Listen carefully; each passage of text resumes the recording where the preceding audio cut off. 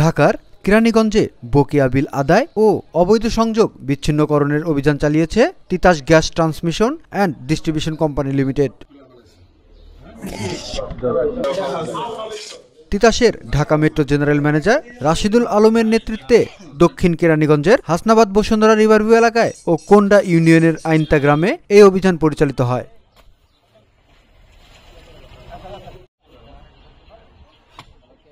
এ সময় হাসনাবাদ ও বসুন্ধরা আবাসিক এলাকার এ ব্লকে 996 নম্বর প্লটে স্থানীয় হানিফ মিয়া মালিকানাধীন একটি বহুতল ভবনের 30টি অবৈধ গ্যাস সংযোগ ও এর পার্শ্ববর্তী আরও একটি বহুতল ভবনের 14টি গ্যাস সংযোগ বিচ্ছিন্ন করা হয়। পরে আইনতা গ্রামের সমাজ কল্যাণ সংঘের পার্শ্ববর্তী একটি ওয়াশিং কারখানায় অভিযান চালিয়ে সেখানকার অবৈধ গ্যাস সংযোগ বিচ্ছিন্ন করা হয়। আপনি এখানে কিভাবে খাওয়া দাওয়া করেন? গ্যাসের বোতল দিয়ে পাকাই, আমরা বোতল দিয়ে পাকাই। আমরা বোতলটা দেখি তো আসলে বুঝতে পারিনি, আমি হোটেলে খাই। আপনার এটা কি গ্যাস আছে? না, গ্যাস নাই, গ্যাস শেষ। তাহলে আপনি গ্যাস শেষ কিভাবে বিল রান্না করবেন? আমি হোটেলে খাইতেছি স্যার। একটু আগে বললেন যে আপনি না, আমি হঠাৎ করে অসুস্থ হয়ে গেছি, পরে আমি আর হোটেলে খাওয়ার ব্যবস্থা করছি। এখন তো আপনি বললেন রান্না করে খান। রান্না তো আমি এখানে আইসা পর্যন্ত আমি কখনো পাকাই নাই, এখানে সবাই জানে আমি পাকাই নাই, আমি হোটেলে খাই। কতদিন ধরে হোটেলে খান? এই যে আইসি মাত্র 3 তারিখের থেকে হোটেলে খাইতে, আমি এখানে কোনো পাকাই নাই। এই মাসের 3 তারিখ থেকে হোটেলে খান, কিন্তু আপনি দেখেন আসলে 6 মাস। এর আগে কি করছেন? আমি ওই যে পুষ্পধারে চাকরি করছি, ওই যে সামনে একটা 10তলা বিল্ডিং হয়েছে না, ওইখানে চাকরি করে আইছি 6 মাস। ওইখান থেকে এখানে 3 তারিখে আসছি। অ্যাওয়ারনেসটা বিল্ড আপ হলো, এবং তারপরে যদি চুরি করে চোর তাহলে তো। আচ্ছা, আপনি কিভাবে জানতে পারেন যেটা অবৈধ চালান? ট্রেনে যে এলাকার লোকজন আশেপাশে ওরা গিয়ে কমপ্লেন করে, যেখানে অবৈধ থাকে না কেন তারা লিখিত বা মৌখিক বা আমাদের কল সেন্টার আছে ওখানে বলে গেল এরকম অবৈধ, সেটাকে আমাকে আমরা হলো কি সরজমিন পরিদর্শন করে বা যাচাই করে সঠিকতা। অভিযানকালে তিতাসের বেশ কয়েকজন ডিজিএম, জোন 5, কেরানীগঞ্জের জিনজিরা গ্যাস অফিসের সেলস ম্যানেজার তৌফিক এলাহি সবুজ, সহকারী প্রকৌশলী মোহাম্মদ আমানুল্লাহ সহ ঊর্ধ্বতন কর্মকর্তারা উপস্থিত ছিলেন।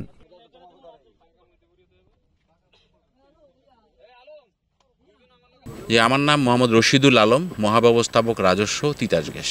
আজকে আমরা বসুন্ধরা রিভারভিউ যে ইয়াটা আছে, হাউজিংটা আছে, ওখানে আমরা প্রথমে একটা সংযোগ বিচ্ছিন্ন করি। সেটা 30টা চুলা অবৈধ গ্যাস ব্যবহার করতেছিল। কয়েকদিন আগে সংযোগ বিচ্ছিন্ন করার পরেও পুনরায় আবার গ্যাস ব্যবহার করছে, তো ওইটা আমরা ক্লিন করে দিয়ে আসছি। পরবর্তী সময় একটা বাসায় ওখানে 14টা চুলা অবৈধভাবে গ্যাস ব্যবহার করায় বিচ্ছিন্ন করা হয়েছিল, বাট আজকেও গ্যাস ইউজ করতেছে। পরে আমাদের গেট খুলে না খোলার কারণে আমরা সার্ভিস লাইন থেকে ওটা কিল করে দিচ্ছি।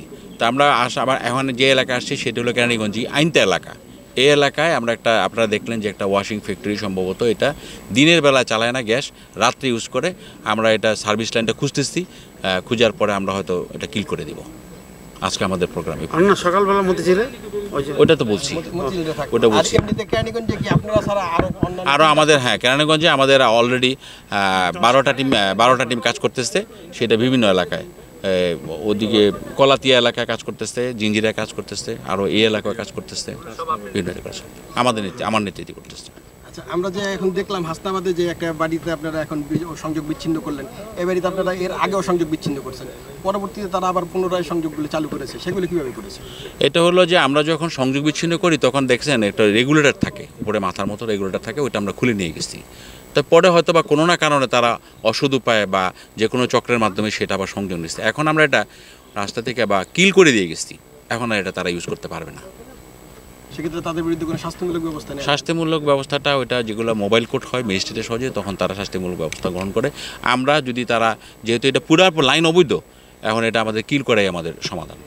আজকে সারাদিনে যতগুলো অভিযান চালিয়েছেন সেগুলোতে জরিমানার কি কোনো ব্যবস্থা? না, ওটা জরিমানার সচরাচর ওই পুলিশ ম্যাজিস্ট্রেট নিয়ে যখন আমরা মোবাইল করি তখন তারা জরিমানা করে, আমাদের জরিমানা করার নিয়ম।